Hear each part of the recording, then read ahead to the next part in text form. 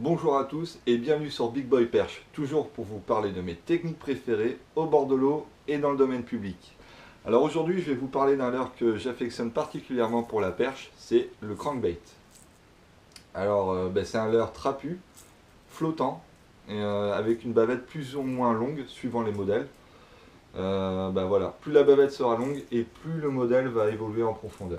Alors, en France, on trouve des modèles généralement qui vont évoluer entre 50 cm sous la surface à 5 mètres de profond. C'est un leurre qu'on utilise en linéaire, c'est-à-dire en lancer ramené. Après, on peut faire des pauses, mais moi généralement je l'utilise en lancer ramené pour essayer de prospecter un maximum de postes, quoi.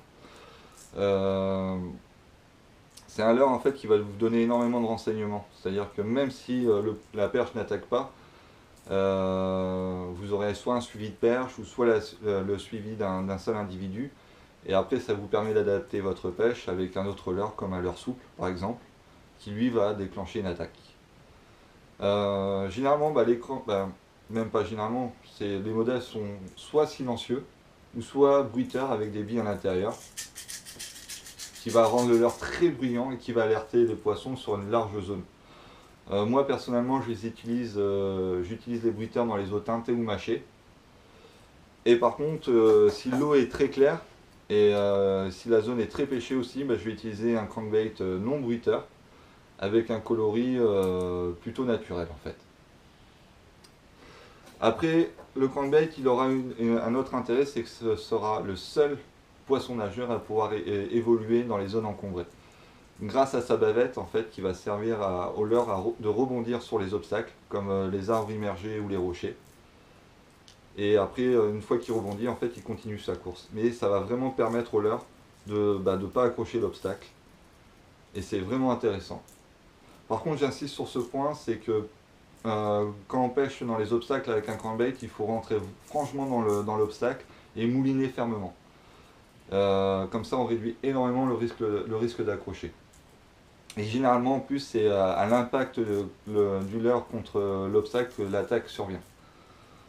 Donc c'est vraiment intéressant, c'est vraiment un leurre polyvalent. Mais après, on peut l'utiliser très bien en pleine eau. En fait, suivant les modèles, on va pouvoir prospecter les différentes couches d'eau et pour pouvoir repérer où sont les bancs de perche en fait. Donc c'est vraiment un leurre très très polyvalent. Zone encombrée comme la pleine eau. Voilà, suivant les modèles bien sûr.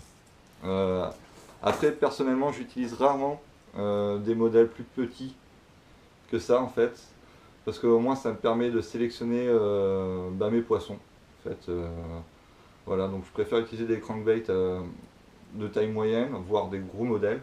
Au moins je sélectionne de beaux poissons. C'est vraiment un leurre très rentable, ça m'a permis de faire de très belles pêches. Donc s'il faut utiliser un leurre à prospecter sur les zones qu'on ne connaît pas, le crankbait est vraiment intéressant par rapport à ça, c'est à sa polyvalence, quoi. Qu'on puisse peigner toutes les couches, toutes les profondeurs d'eau, ce qui vous donne un maximum d'informations. Après, à titre de renseignement, il faut savoir qu'une perche qui fait 35 cm, elle aura 6 ou 7 ans. Et qu'une perche qui fait 40 cm, elle en aura 10, suivant le milieu où elle évolue. Donc c'est vraiment un poisson à respecter pour nos pêches futures. Voilà. Donc je vous souhaite un bon visionnage et à plus tard.